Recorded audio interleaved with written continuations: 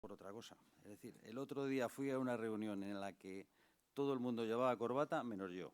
Y hoy llevo yo corbata y nadie va con corbata. Por eso es lo normal. Estos montes, efectivamente.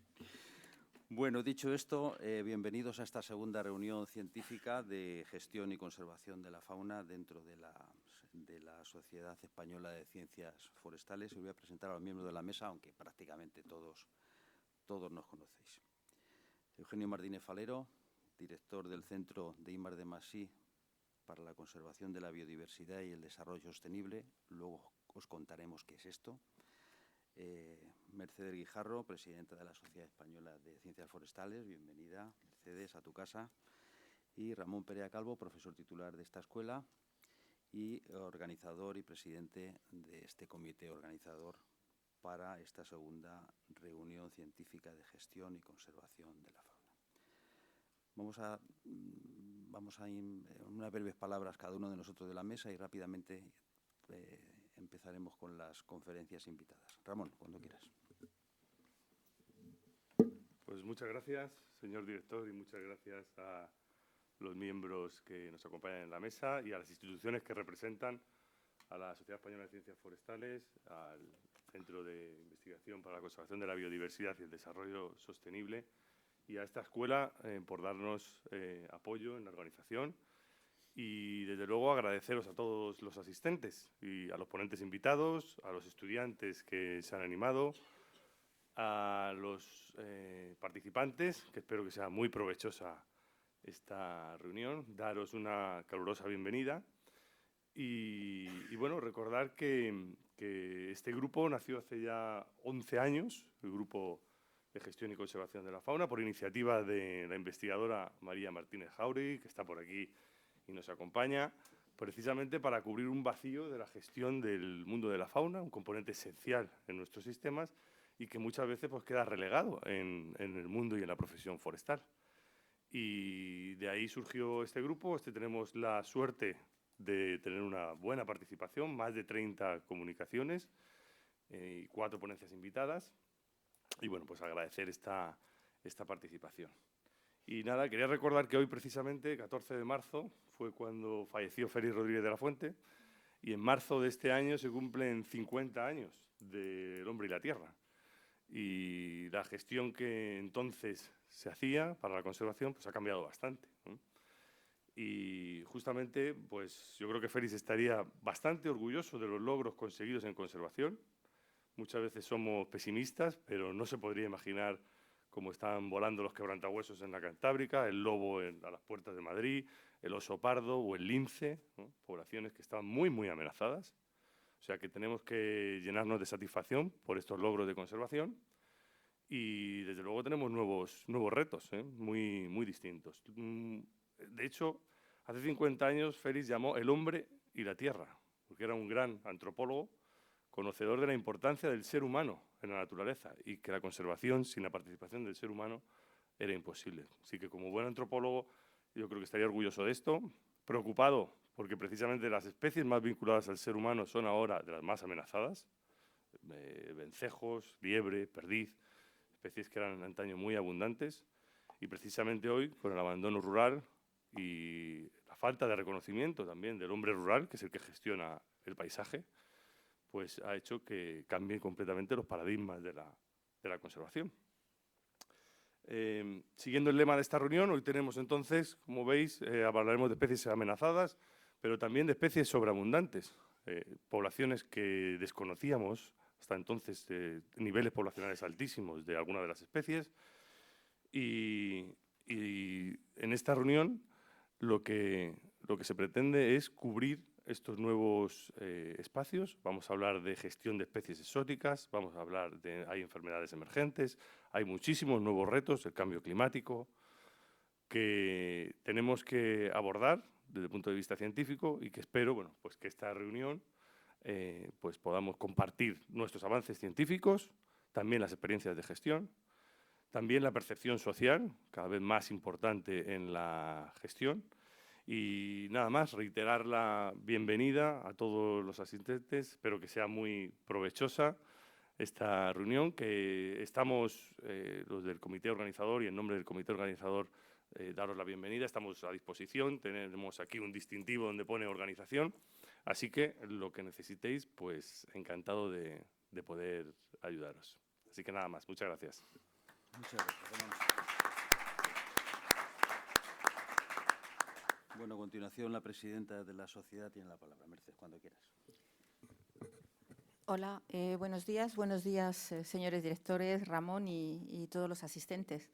La verdad es que para mí, como presidenta de la SEF, es una alegría estar aquí, estar en una reunión de trabajo presencial después de ya tantos años de un poco de parón, ¿no?, de estas reuniones, y estar en esta casa que al final es también la mía porque yo estudié aquí y también tuve mis reuniones en esta sala, en este salón de actos, y yo creo con este mismo terciopelo rojo, ¿no? Yo creo que no se ha cambiado.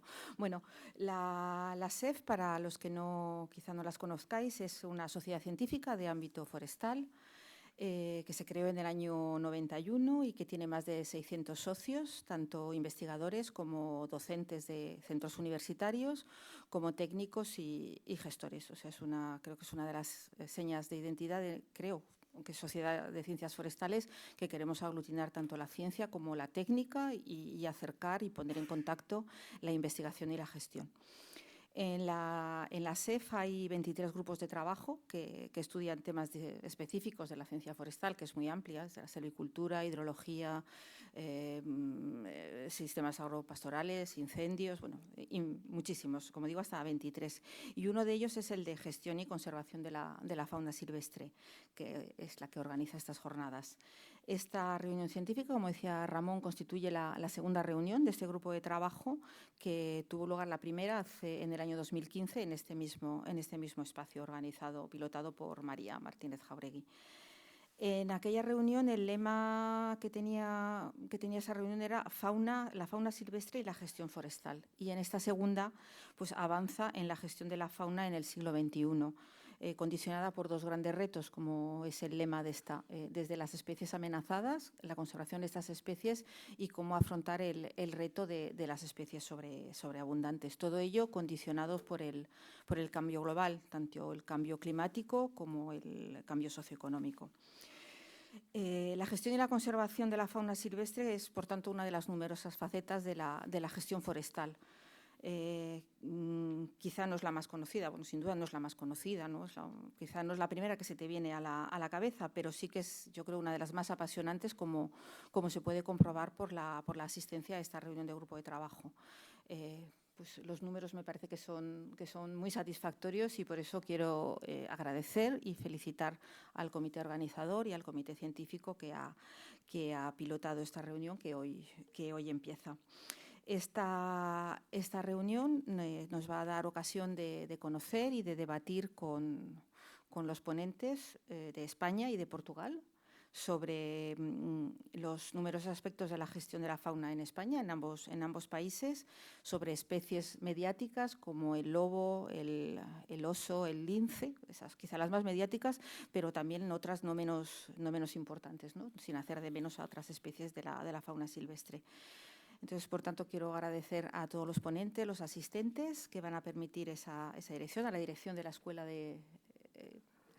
Técnica Superior de Ingeniería de Montes Forestal y de Medio Natural, la Escuela de Montes, que los que nos hemos criado aquí. Y, bueno, pues felicitarlos, daros la enhorabuena y recordar, por último, que la Sociedad Española de Ciencias Forestales cuenta con los cuadernos de la SEF, que es una publicación que está indexada en abierto, que las comunicaciones tienen revisión por pares y tienen DOI. Están en abierto, están en castellano, y por tanto invito a todos los que hayáis hecho una participación en una comunicación oral o en un póster, si queréis, pues invito a que desarrolléis la comunicación completa, enviéis a los cuadernos, y con el consiguiente proceso pues se podrá publicar y tendréis esa documentación y ese respaldo a vuestro trabajo. Muchas gracias.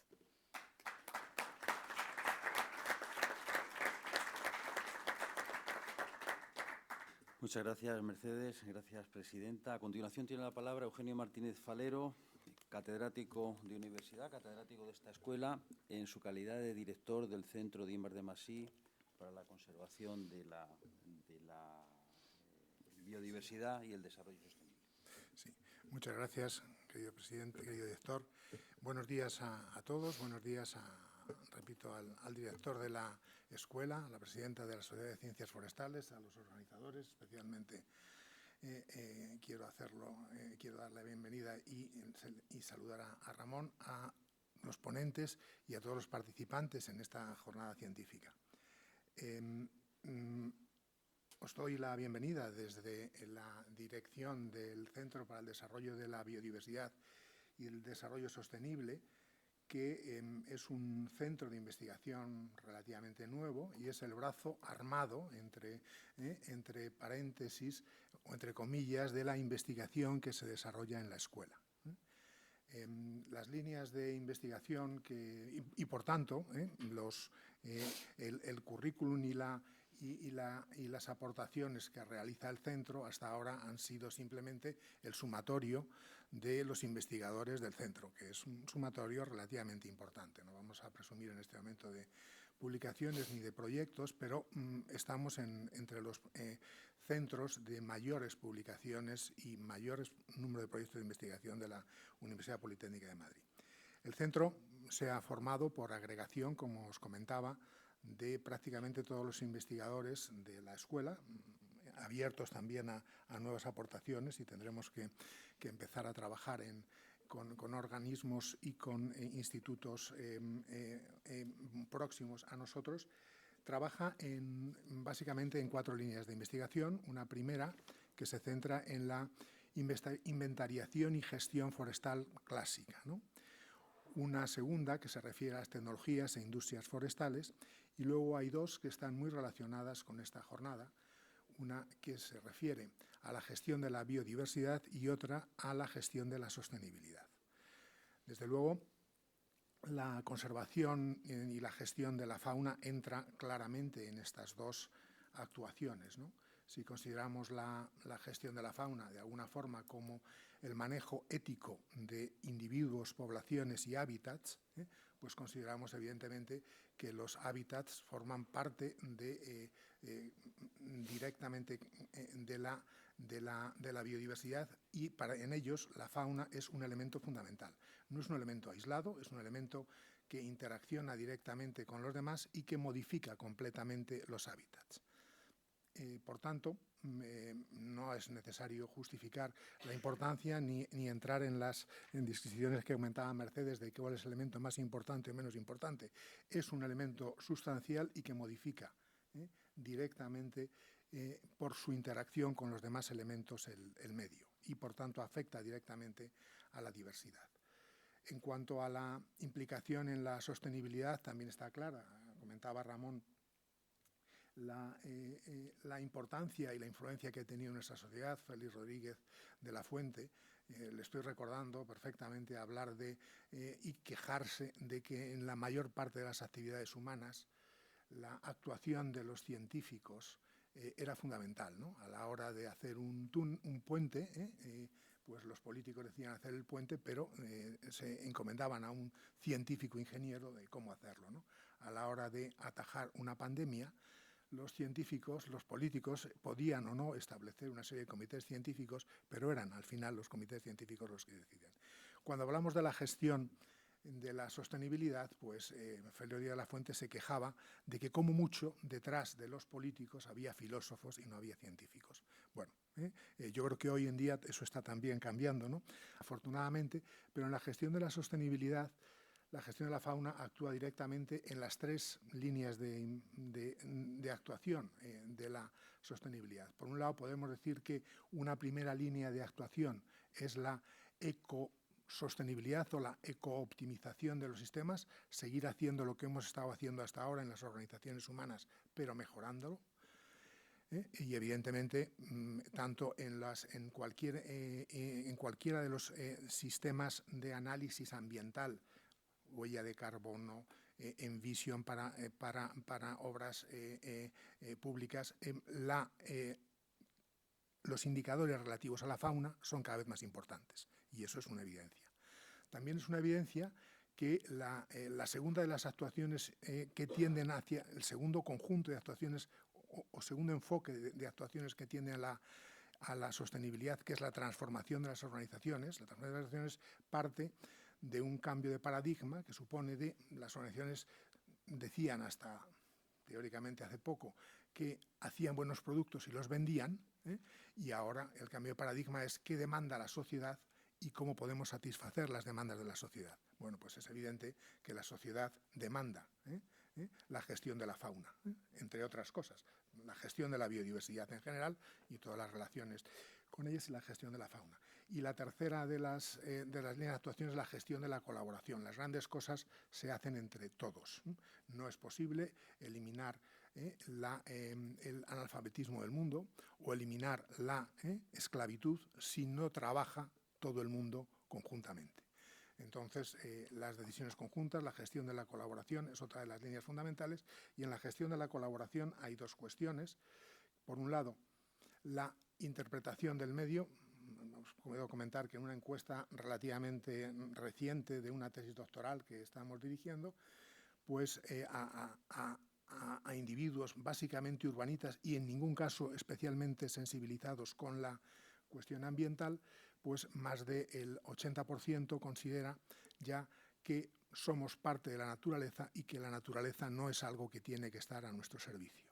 Entonces, la confianza entre todos los elementos, entre todos los agentes que participan, la confianza que debemos tener con el medio ambiente, que tenemos que tener con la fauna, que se establece, entre otras cosas, en la encíclica de Francisco, Laudatio Si, que establece, que aconseja la creación de una alianza entre el hombre y la naturaleza. Y cuando hablan de una alianza, fijaros, aunque no seáis en ningún caso creyentes ni practicantes, pero sí la cultura occidental, la antigua alianza, fijaros si fue importante entre el pueblo egipcio y el pueblo judío y Yahvé, y la nueva alianza que para los católicos supone que viene todo un Dios a morir por nosotros. Entonces, el establecimiento de una alianza, cuando lo propone el Papa Francisco, pues supone una cosa muy importante para los creyentes. Entonces, todas estas cuestiones yo creo que pueden servir para incorporar la participación de los científicos que echaba de menos el añorado Félix Rodríguez de la Fuente, y poder solventar pues una de las paradojas realmente en las que vivimos constantemente, ¿no? Que es la existencia de especies amenazadas y la sobreabundancia de otras especies que cuando yo era mucho más joven parecía que iban a desaparecer de un momento a otro. Así que muchos éxitos en todas estas cosas y muchas gracias por venir y estar con nosotros en estos días. Gracias a Luis.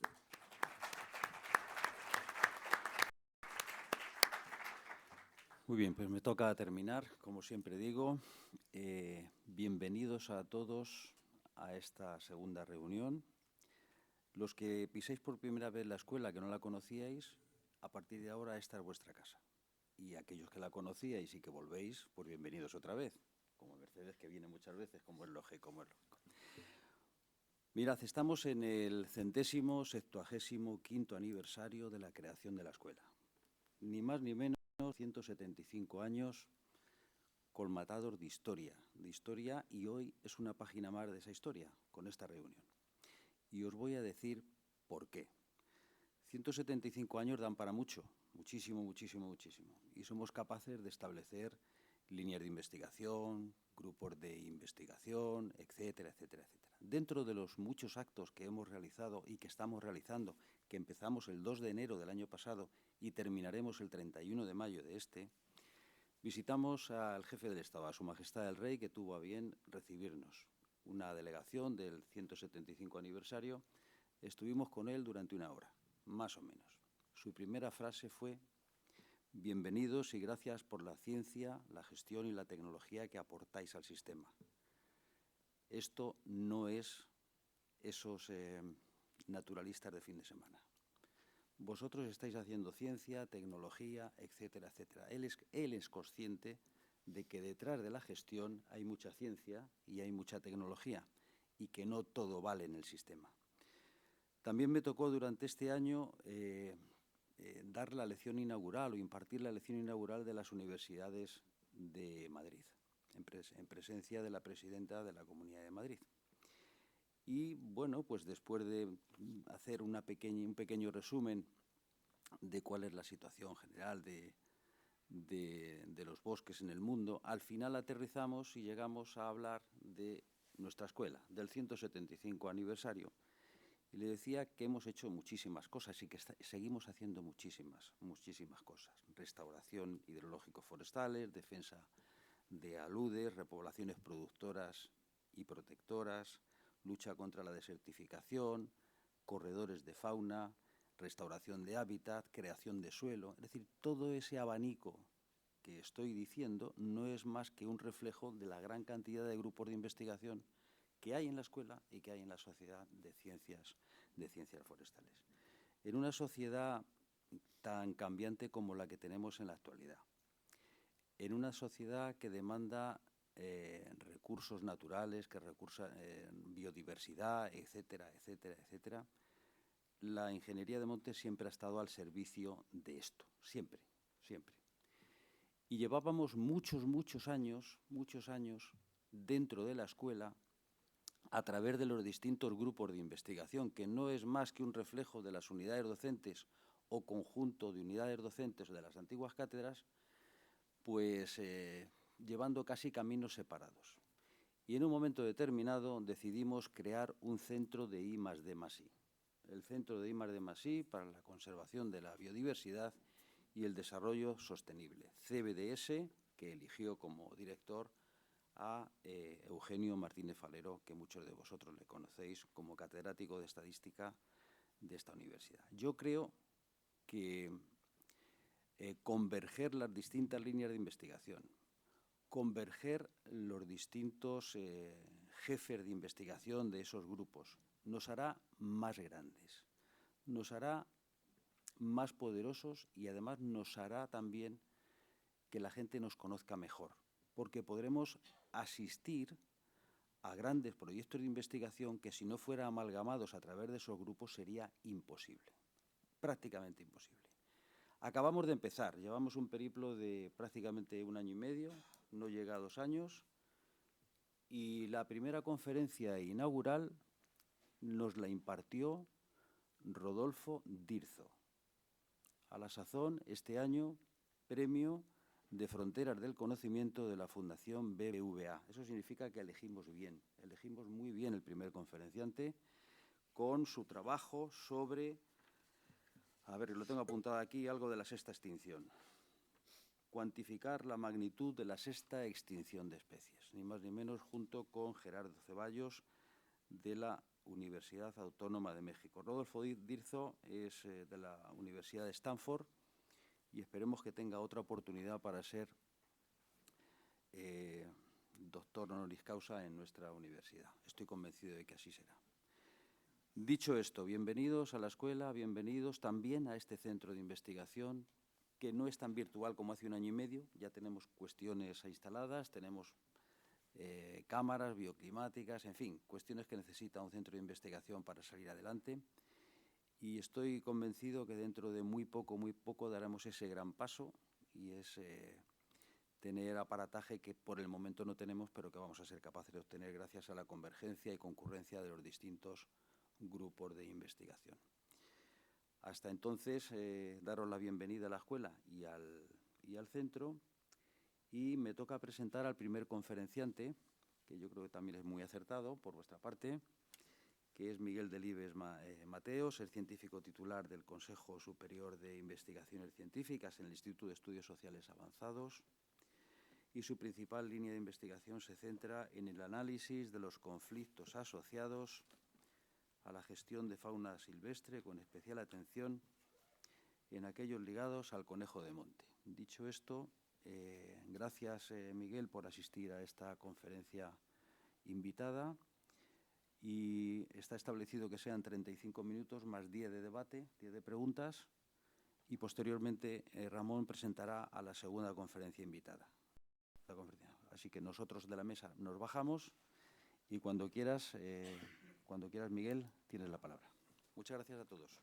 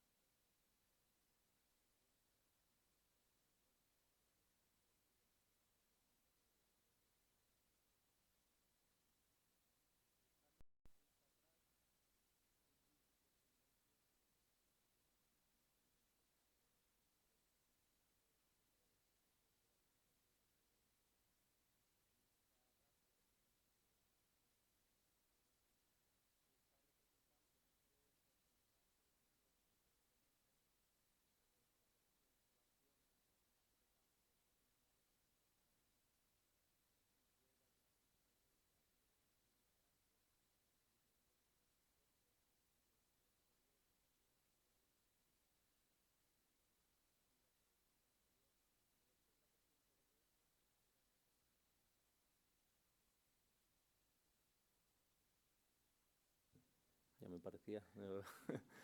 El 80% de huesos era de conejo, lo que sugiere que era la principal presa o la principal fuente de alimentación de los habitantes de aquellos días.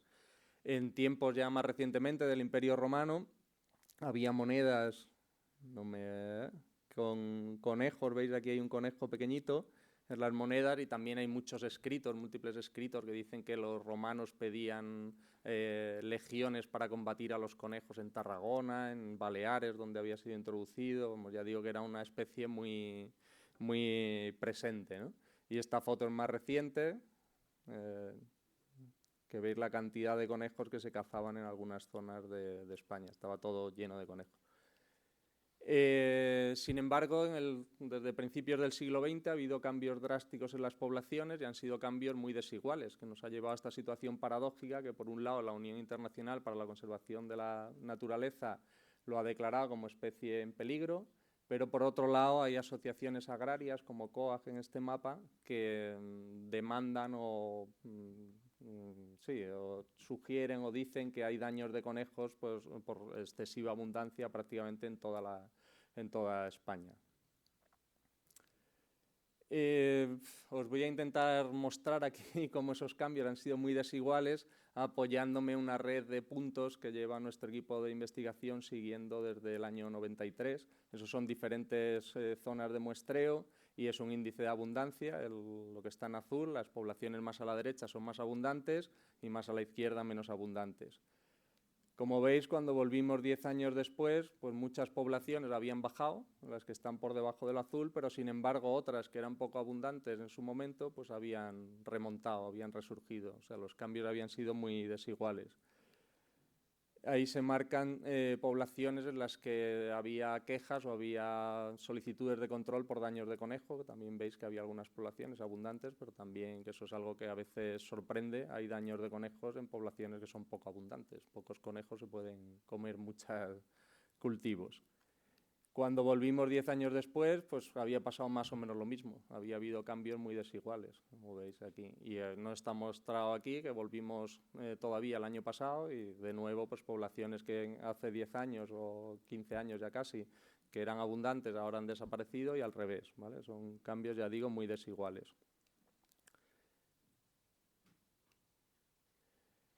Más o menos este es el resumen. Como veis también se nota muy bien en los mapas el nivel de financiación, cómo fue disminuyendo, porque se empezó muestreando toda España.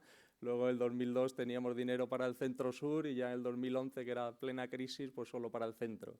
Aún así no se ven ahí las gráficas, pero sí que más o menos entre 2/3 y el 75% de las poblaciones en cada uno de los periodos decrecían y entre el 25% y 1/3 aumentaban. O sea, había tendencias desiguales, pero predominaba el descenso sobre las poblaciones que aumentaban. A ver si pasa. Bueno, ahora voy a empezar resumiendo un poco las causas del declive de las poblaciones de conejos, que todos más o menos creo que conocéis. Pasaré un poco rápido y empezaré por las causas del declive y luego hablaremos de los aumentos, porque ya digo, las situaciones son muy, muy diferentes. Lo primero que seguro de todos conocéis es el efecto de las enfermedades. Ahora que estamos hace estos días 4 años del confinamiento por la pandemia que hemos sufrido, pues el conejo ha tenido 3 pandemias al menos durante más de medio siglo, que comenzó con la misomatosis, que es un virus que provenía de conejos del género Silvilagus americano, en los años 50 más o menos. En los años final de los 80, principios de los 90 hubo otro virus, que era el virus de la enfermedad hemorrágica del conejo, y una nueva variante de este virus en el 2010 pues supuso otra pandemia. Como veréis aquí, esta es una figura del Reino Unido, porque en España, a pesar de la importancia del conejo y de estos cambios drásticos, pues no tenemos una buena red de seguimiento. Afortunadamente ahora hay un proyecto LIFE que está intentando montar la red de seguimiento a largo plazo a nivel nacional. Y esta gráfica muestra el número de conejos cazados en Reino Unido desde 1900 y veis ahí donde está la figurita del virus, ya que no me apaño con el puntero. veis la caída que se produjo por la misomatosis. En los años 50 prácticamente eliminó la población de conejos del todo. Se estima que la caída fue del 98-99% y en España, aunque no hay un seguimiento o no había un seguimiento de este nivel en aquellos tiempos, se estima que las caídas, el descenso de las poblaciones debió ser parecido. En cuanto a la enfermedad hemorrágica, ahí tenéis también una figura del Parque Nacional de Doñana, de la llegada a la enfermedad hemorrágica, cuando se contaban en los picos de máximos anuales unos 10-12 conejos por kilómetro, pues esta llegada a la enfermedad hemorrágica llevó al conejo a ser prácticamente inapreciable. Se veía eso, pues como mucho un conejo por kilómetro en el mejor de los casos. O sea, hubo una caída muy drástica causada por este virus de la enfermedad hemorrágica en los principios de los 90. Esta caída de la enfermedad hemorrágica llevó a la clasificación del conejo en el año 2008 como vulnerable en el Atlas y Libro Rojo de los Mamíferos Terrestres de España. Ya anticipaba que la situación de las poblaciones empezaba a ser en general preocupante. Más recientemente, esto ya es en 2010, son poblaciones de Andújar y del Valle del Guadiana en Portugal. Tuvimos una nueva variable de este virus de la enfermedad hemorrágica, que era un poquito diferente al de los años 80-90, y como veis se produjo una nueva caída de las poblaciones, un nuevo descenso importante de las poblaciones. Este es otro ejemplo del espacio natural de Doñana, y como veis, pues igual, ahí se venían contando unos 4 o 5 conejos por kilómetro en los transectos que hacían, y a partir del 2011, en este caso, 2012, pues hubo la caída y ya bajó a menos de 1.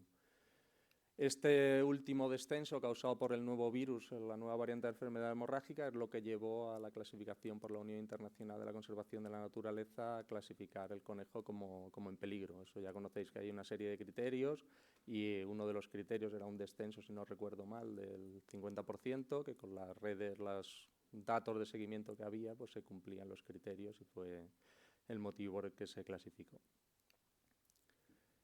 Además, también ha habido cambios, o sea, no solo las enfermedades, siempre se habla de enfermedades, pero bueno, todos conocéis aquí mejor que yo que ha habido cambios en el paisaje que han llevado a la homogenización de los paisajes en general, que son tanto el abandono de zonas que antes se utilizaban, y la intensificación agrícola. El conejo es una especie que también conocéis que necesita tanto refugio como zonas de alimento, y estos procesos de homogenización del paisaje pues han sido bastante negativos. Y hay también diversos trabajos. Aquí veis de la red de seguimiento esa del año 93, es el mapa que resultó, en más naranja y amarillo eran las zonas mejores para el conejo. Y veis, este es un mapa publicado relativamente reciente a la derecha de cambios de usos del suelo, y veis que coincide bastante bien con las zonas verde claras, que son zonas donde ha habido reforestación, ha habido incremento del matorral, cambios drásticos en los cultivos, etcétera, ¿vale? Y luego hay trabajos a escala local más específicos, como este ya histórico que se hizo hace muchos años en Doñana. En Doñana se utilizaba la madera por los carboneros y eso hacía que aclarasen el monte, que era bastante positivo para los conejos, y el abandono de aquellas actividades tradicionales pues hizo que aumentase el matorral y que perjudicase a los conejos. Estoy yendo un poco rápido porque Ramón me ha puesto ahí el control, que se ha apagado, por cierto. Ha sido una señal para que no, para que no corra. Bueno, todo esto también sabéis que desafortunadamente el descenso del conejo nos ha mostrado la importancia que tiene para la conservación en múltiples niveles, ¿no? De estos descensos de poblaciones es cuando se empezó a estudiar más y cuando se empezó a estudiar cómo esos descensos de poblaciones impactaban en otras especies y en otros procesos del ecosistema. Entonces ahora en este bloque voy a intentar haceros un resumen muy rápido y muy general, porque además es algo que yo creo que conocéis, pero de esta importancia que tiene el conejo para la conservación. Ahí ya veis que está un poco resumido todo, porque es lo que se llama una especie clave que juega muchos papeles, ¿no? En el ecosistema, desde el pastoreo, el grazing en inglés, que no me gusta nada traducir por pastoreo, pero bueno, es lo que hay, la dispersión de semillas, la importancia que tienen las letrinas, los excrementos, las madrigueras que hacen los conejos, lo importantes que son, y desde luego lo más conocido, pues que es una presa para muchos depredadores. Ahora resumiré un poco estos papeles y, como todos sabéis, pues para el lince y el águila imperial. Y todo eso, ¿no?, pues afecta a los procesos del ecosistema, a los patrones y, a fin de cuentas, a la biodiversidad. En la tabla no se ve nada, pero bueno, sí que se intuye que esos son especies que consumen conejos, y como veis, pues hay muchas de carnívoros, rapaces, pero también otras especies, algunas culebras. Bueno, hay muchas especies que consumen conejos, las famosas que he mencionado antes, pero es una especie fundamental para los depredadores. Habrá más de 30 depredadores que consumen regularmente conejos. Pero también lo que decía, hay diversos estudios que aquí ya digo, no voy a entrar en detalle, pero que está muy bien documentado la importancia que las madrigueras de conejos tienen para muchas especies de diversos tipos, ¿no? Ya sabéis que los conejos hacen madrigueras y en ocasiones puede haber un gran número de madrigueras, y ya digo que lo aprovechan invertebrados, reptiles, carnívoros, pequeños mamíferos, bueno, incluso aves, mochuelos meten en las madrigueras. O sea que las madrigueras de conejos ya digo que juegan un papel muy importante para muchas otras especies de fauna. Pero también lo que decía, las letrinas, los excrementos de conejos son súper importantes para invertebrados. Como veis ahí, las letrinas tienen centenares de excrementos que sirven de alimento para diferentes especies de invertebrados, y de hecho hay algún trabajo ya antiguo, pero que muestra que hay una relación entre los escarabajos, las especies de escarabajos endémicas de la península ibérica y la abundancia de conejos. Donde había más conejos encontraron más especies endémicas de escarabajos, e incluso hay algunas especies de estos escarabajos que parece que están adaptadas a alimentarse específicamente en los excrementos de conejos.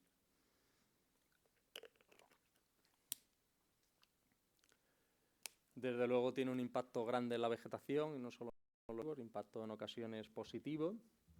Como vemos aquí, también hay múltiples trabajos que han estudiado el papel del conejo como dispersor de semillas. En general, lo que se ha observado es que hay pocas semillas que contengan, o sea, pocos excrementos de conejo que contengan semillas, pero como los conejos producen muchos excrementos al día, ahí en un trabajo que ponía que en promedio unos 350 excrementos al día, pues a pocos de esos excrementos que tengan semillas, pues hará que se dispersen muchas semillas. De hecho, una revisión que hicimos hace años, pues, de estos trabajos, pues, se citaban más de 70 especies de plantas pertenecientes a 23 familias cuyas semillas eran dispersadas por el conejo. Ya veis la importancia que puede llegar para todas estas especies. Obviamente, esto es de perogrullo, pues, densidades elevadas, que sabéis que pueden llegar a ser muy elevadas, pues el impacto sobre la vegetación puede ser enorme, ¿no? Ahí veis una zona, no se ve, pero hay una valla entre medias donde está la línea roja, y lo del fondo no había conejos, que veis que está lleno de vegetación, y en la parte de adelante había una población muy abundante de conejos, y veis que no queda ni una hierba. Hay estimas también de esto en diferentes sitios, pues eso, en Doñana hace muchos años, pues eso se estimaba, muchos años cuando había conejos, se estimaba que consumían el 15% de la biomasa vegetal disponible, y en un trabajo que hay en Madrid, yo creo que es, y en el centro de España, el porcentaje era aún mayor, el 42% de la biomasa vegetal. Por supuesto, eso tiene efectos en la composición florística, en la diversidad del paisaje, y en el tamaño, ¿no?, de las plantas. Ya digo que es evidente, pero bueno, no está de más recordarlo, porque siempre que se habla de conejos se acaba hablando de linces, y hay muchas otras cosas detrás que yo creo que son importantes. También hay trabajos de estos que hablan del conejo como ingeniero de ecosistemas. Este también está hecho por aquí, por el centro de España, de la importancia que tiene el mantenimiento del retamar y de estas zonas abiertas, que a su vez son importantes para el propio conejo y para otras especies. Eso está equivocado, porque ahí debía decir no cambios beneficiosos. Sí, perdón, no está equivocado, son cambios beneficiosos. Nos pasamos al otro lado de la moneda y vamos a hablar de las zonas estas donde han aumentado mucho las poblaciones y donde se producen daños a la agricultura. Y digo cambios beneficiosos en el paisaje del conejo porque aquí lo que vimos en el negro más oscuro, aquí a ver si encuentro el ratón, bueno, es igual, en el negro más oscuro de la parte derecha de la gráfica se muestran las quejas que había por daños de conejo en la prensa. Hicimos una revisión de noticias de prensa en las que se recogían esas quejas por daños a la agricultura. En punteado están el número de conejos cazados. Como veis, el número de conejos cazados incrementa al mismo tiempo que incrementan las quejas de conejo. Y en gris, que son los cambios en el paisaje, son los kilómetros de líneas de alta velocidad. Cuando empezaron a aumentar las líneas de alta velocidad en España, empezaron a aumentar las quejas y empezaron a aumentar los conejos cazados. O sea, hay una correlación absoluta. Esto muchos conoceréis que tiene una explicación bastante sencilla y eso es un talud de, no sé exactamente si una línea de tren o de una carretera, pero los taludes de las nuevas líneas de alta velocidad son sitios ideales para los conejos porque pueden construir madrigueras con bastante facilidad, especialmente en las infraestructuras nuevas donde la tierra todavía no está tan compactada. La caza está prohibida normalmente, salvo permisos excepcionales, no se puede cazar en las proximidades de estas infraestructuras. Normalmente coinciden en zonas agrícolas donde además la diversidad y densidad de predadores suele ser más bajo. Y encima lo normal es al lado de este talud tengan una magnífica siembra, un magnífico cultivo que les da alimentación sin ningún problema. Entonces ya digo que hay muchas evidencias y desde que hicimos ese trabajo en 2018 han salido otros de la importancia de las vías de comunicación, las nuevas vías de comunicación para esta expansión o este crecimiento de los conejos. Es un mapa de Andalucía donde contamos desde vehículo por las madrigueras de conejos, los taludes de las autovías y como veis pues la mayoría estaban llenas de madrigueras. El otro día precisamente hace un mes o así que estuve en Cataluña, en Lérida, en una mesa de debate sobre los daños de conejo, que ahora ahí tienen muchos problemas. Decían, ¿hace cuántos años que empezaron los daños? Pues no me acuerdo cuántos eran, 10, 12, los que fuesen. Y miramos rápidamente en Google, ¿cuándo se inauguró el AVE ahí a Barcelona? Pues clavado, o sea, no al año siguiente estaban ya con daños de conejo. O sea que hay una relación bastante importante de esto. Ya digo que por esto, pero no solo por esto, evidentemente también hay daños en alguna otra zona que no hay carreteras o vías del AVE. Hay zonas en las que hay daños a la agricultura importantes, daños a la agricultura severos, como ahora veremos. Ahí tenéis algunas fotos de me parece que es un naranjo, un frutal, desde luego, creo que es en Valencia, un cultivo de cereal y también en viñedos. Esto seguro que lo conocéis todos porque las cosas negativas hacen mucho ruido y está en la prensa casi, me atrevería a decir, día sí o día no, la sobrepoblación, la plaga, los conejos híbridos, supermutantes, que luego veremos, y todo este tipo de cosas, ¿vale? Es algo que trasciende mucho como es normal.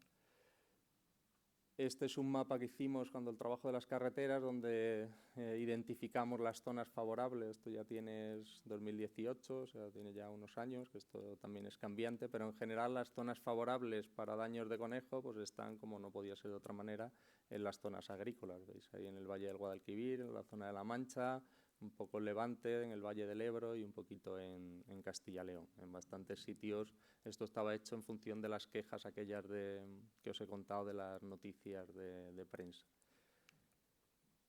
Hay pocos trabajos en España, así como los daños o los impactos negativos del conejo han sido muy estudiados en países donde ha sido introducido, como Australia o Reino Unido. En España hay relativamente pocos trabajos sobre los daños. Esto es una tesis doctoral que se hizo en la Campiña Sur de Córdoba, Isabel Catalán Barrio, hace ya unos años. Y aquí sí que hizo un pequeño experimento para cuantificar cómo disminuía el rendimiento de las viñas, de las viñas, que era el cultivo más importante allí, en zonas con y sin conejo. Valló una zona y vio qué pasaba, ¿no? Dentro de la valla y fuera de la valla, y vio que la producción de las viñas bajaba un 20%, algo que es muy importante, como podéis imaginar. Esto es también de la misma tesis de Isa y bueno, yo creo también es relevante resaltarlo, que en esa zona que trabajaba ella, de la campiña sur de Córdoba, el 98% del terreno estaba ocupado por olivares y viñedos, es decir, una zona súper intensiva. Y aquí abajo, en la zona naranja... ¡Uy! Me he pasado para atrás. Esto naranja que se ve aquí abajo... No, perdón. Esto, me estoy liando. Las dos son el porcentaje de la cobertura de vegetación natural que había en esas zonas, y estas aquí donde hay más abundancia son las zonas naturales y los barbechos. Las pocas zonas naturales y barbechos tenían cierta vegetación natural, ¿no? En cambio, los olivares y viñedos, que es lo de abajo, lo naranja, no tenían ni una hierba de vegetación natural durante el resto del año. Entonces, no solo es que haya conejos, sino que normalmente comen los cultivos porque es que no hay otra cosa. Es lo único que tiene. Hay gente que dice, es que se suben a los árboles, muerden los troncos. Pues muchas veces, si no tienen más que comer, pues los conejos van a comer lo que haya o van a intentar morder lo que haya. Como también sabéis, esto es una línea de investigación que estamos desarrollando mucho en los últimos años. Pues este problema de los daños a la agricultura crea conflictos muy importantes en estas zonas agrícolas, ¿no? No voy a entrar en detalle porque no había tiempo, pero bueno, esto solo simplemente un mini resumen de un trabajo que hicimos con los diferentes actores en esta zona de Córdoba, la Campiña Sur, y en Tarragona, que eran dos zonas relativamente similares, zonas donde el viñedo tenía un papel importante. Y allí hicimos entrevistas personales por una parte, y luego una encuesta tanto a agricultores como cazadores, personal de la administración, bueno, los diferentes colectivos implicados en la gestión del conejo. Y una de las cosas que veíamos que todas las dimensiones de conflicto que hay en la teoría social del conflicto, que son muchas, aparecían en este problema, desde discrepancias con la información, con los datos, diferencias de intereses, distintas creencias o percepciones del asunto. Ya digo, no, lo único que he traído aquí es una diapositiva para que veáis lo diferente que se puede percibir un problema, que son las diferencias estas en las creencias. En verde ahí con el tractor están lo que venía a decir los agricultores, y esto solo es en relación al origen o las causas de los daños de conejo, y en naranja abajo, en amarillo, está el resumen de los cazadores. Veis que por un lado los agricultores decían que parte de las causas de los daños de conejo eran el escaso compromiso y dedicación de los cazadores para controlar los conejos, que debían involucrarse más para que hubiese menos daños. También achacaban a los daños el control de depredadores. Decían, pues si los cazadores están matando los zorros, pues es normal que haya muchos conejos y entonces que suban los daños. Y a las repoblaciones. Las repoblaciones realizadas en este caso eran por los cazadores. Luego hablaremos de los conejos, o hablaré de los conejos super mutantes que se han achacado más al lince o a los conservacionistas. En cambio, los cazadores tenían otros puntos de vista, ¿no? Decían que el origen de los daños estaba en las prácticas agrícolas intensivas, que un poco lo que he estado diciendo antes, que si no había otra cosa para comer, pues que los conejos iban a comer los cultivos. Y luego que los agricultores no tenían el compromiso suficiente para mantener sus tierras limpias, o sea, que dejaban restos de la poda, que dejaban piedras al arar y tal, y que todo eso ayudaba a que los conejos tuviesen refugio, y entonces que contribuía a que hubiese más daño. Ya veis que las visiones del origen del problema eran muy distintas, y eso llevaba a que los conflictos fuesen muy severos. Vamos, nos llegaban a hablar de problemas entre amigos de toda la vida, en familias. Ahí en esa zona en concreto el problema ha disminuido. Tuvo mucho impacto este virus, el nuevo virus, y están las cosas más tranquilas. Hemos repetido el trabajo hace poco en el marco de este proyecto LIFE, pero ya digo que los conflictos llegaron a ser muy importantes. Lo que os decía de los híbridos, esto también lo habréis visto, los conejos de Jurassic Park, los superhíbridos, y yo creo que es importante, es una obligación por mi parte intentar transmitir qué es lo que está ocurriendo con esto, porque ahora con las redes sociales y las campañas de información, esta noticia, vamos, voló el verano pasado, creo que fue. Vamos, voló que yo, gente de mi familia que no sabe nada de campo de animales, y me preguntaba qué pasa, que poco menos que parecía que se les iban a comer los conejos ahí, de lo peligrosos que eran. Y bueno, un poco la teoría era, decían que se habían soltado conejos híbridos entre domésticos y salvajes, y que se habían soltado para el lince fundamentalmente, y que esos conejos eran más resistentes, más mutantes, más tal. La realidad, pues en Castilla-La Mancha, nuestro grupo de investigación nos encargaron un trabajo para caracterizar las poblaciones genéticas de conejo, que habíamos estado haciendo los últimos 20 años y nunca habíamos visto cosas raras, pero por si acaso allí la Junta de Comunidades de Castilla-La Mancha estaba lógicamente preocupada. Nos decía el director general de entonces, es que he hablado más veces en el Parlamento, lo que sea, de conejos que de linces. O sea, era un problema muy serio. Y bueno, pues analizamos 1.700 conejos en colaboración con la Universidad de Oporto, de la zona, ya digo, Castilla-La Mancha, y la realidad que de los 1.700, creo que estos híbridos domésticos, domésticos salvajes, había, no me acuerdo de memoria, pero 3, 4 de una zona, además todos de una zona concreta, donde sí que habían reintroducido conejo doméstico para cazar, y esos habían hibridado. Pero en el resto de poblaciones, ahí eran conejos de los de toda la vida. Hay 2 subespecies, que unas son más del sur oeste y otros más del noreste, que son las verdes y rojos que veis en las figuras. Hay una zona de contacto, que es esa zona gris, que ya se conocía desde hace años, y todo estaba en su sitio, o sea, no había nada raro. Me parece que sí que apareció uno doméstico total, también que se había soltado, pero ya digo, todos esos puntos eran diferentes poblaciones, y no había esta alarma que se creó y que se divulgó tanto, no existía. Evidentemente, en estas zonas agrícolas los conejos son más grandes porque tienen más que comer. Eso si uno piensa en nuestros abuelos o gente que vivió la posguerra, pues tenían menos recursos que nosotros, y ahora nosotros tendemos a ser más altos, más grandes, por lo que digo, por una cuestión de recursos. Pues aquí en estas zonas agrícolas pues es normal que los conejos críen más, claro. Dices, ¿es que tienen unas camadas? Bueno, claro, si tienen un montón de comida pues van a estar criando más, ¿no? ¿Se suben a los árboles? Pues sí, se suben a los árboles, por lo que decíamos antes, pues no tienen otra cosa. De hecho, estos rumores, ahí no se lee nada, no son nuevos. O sea, esto de los conejos raros se ha dicho toda la vida. En el año 93, que os ponía en esas zonas donde se hizo el estudio de las poblaciones en el campo, se hizo también una entrevista y salía lo de los conejos australianos, los conejos híbridos. Y esto es del año 2017-18, cuando hicimos esa revisión de noticias de prensa, y ya veis ahí que se hablaba en la prensa ya de conejos no autóctonos, conejos híbridos australianos, conejos domésticos, conejos, bueno, siempre ha existido esa sensación de que hay conejos raros ligados a los daños agrícolas.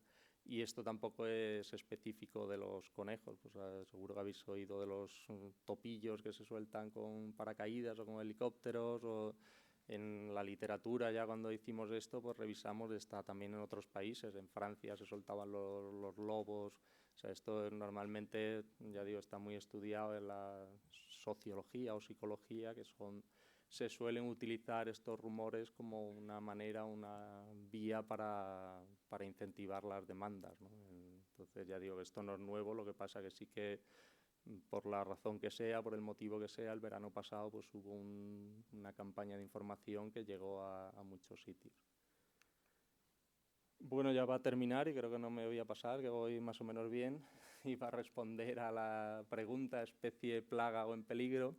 Os he traído aquí una imagen de un trabajo que estamos haciendo en la actualidad, está en progreso, no está ni siquiera analizado en detalle, pero es una encuesta que estamos haciendo a los agentes forestales, medioambientales de diferentes categorías en toda España. Ya digo, está en proceso.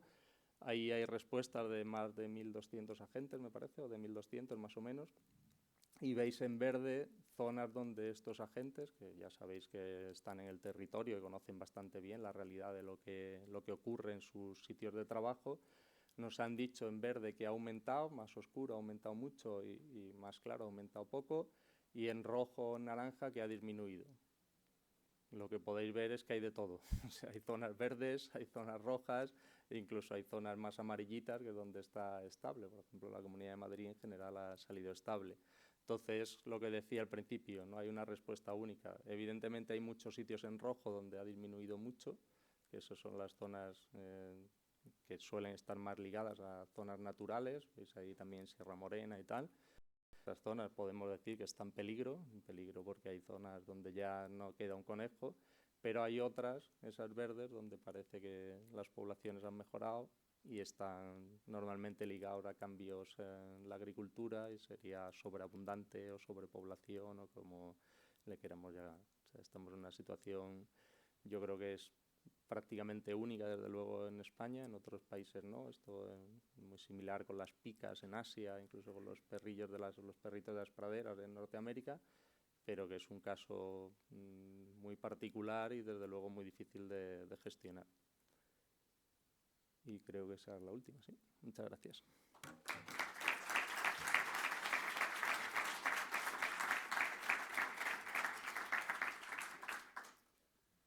Muchísimas gracias, Miguel, por ilustrarnos y poner un poco de luz en todo lo que conlleva, siempre muy problemático, muy importante para la conservación de muchas de nuestras especies. Pues, ¿alguna pregunta, alguna cuestión que tengáis? Hay un micrófono por ahí, así que levantáis la mano y... Sí. ¿Hay alguna relación entre el incremento de poblaciones de jabalí con respecto al decrecimiento de poblaciones de conejos? Hay algún trabajo que yo creo que además ha participado Pelayo, puede ser, que no, pero vamos, gente que trabaja con Pelayo entonces, en los que sí que han visto una relación negativa en zonas concretas entre el jabalí y el conejo. O sea que probablemente, desde luego, el jabalí es depredador y también tiene muchos impactos en la vegetación y bueno, es más que posible que desde luego no le haya venido bien. También es cierto que el jabalí está ligado a zonas de estas donde ha crecido el matorral, o sea, que puede ser normalmente tanto el descenso como el aumento de las poblaciones suele ser una combinación de factores, pero desde luego el jabalí estaría entre los que han venido mal. ¿Alguna otra pregunta? Sí, ahí.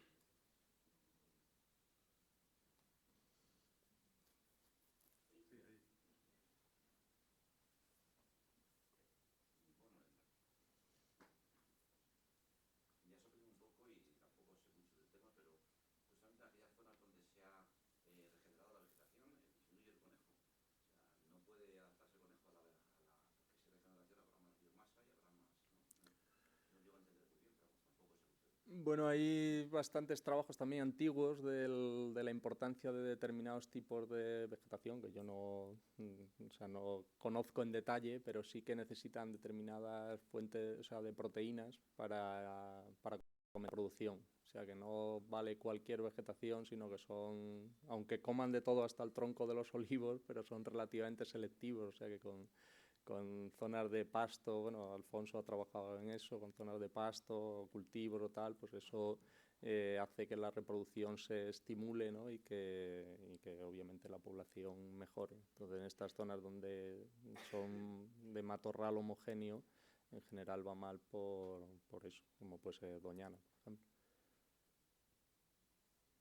Ya digo, no son causas únicas, lo que respondí antes a la anterior pregunta, que pues eso hay que unirlo al impacto de las enfermedades, así que está muy estudiado que cuando se baja cuando el nivel de abundancia baja de un determinado umbral, pues la recuperación es mucho más difícil porque baja, todo esto de la inmunidad rebaño que nos contaban cuando el COVID, pues con el conejo pasa igual, las poblaciones de baja densidad suelen tener un nivel de anticuerpos menor, entonces están menos protegidas por las enfermedades, entonces si la comida es de peor calidad, están menos protegidas las enfermedades, pues llega un brote de estos y es que te limpia la población.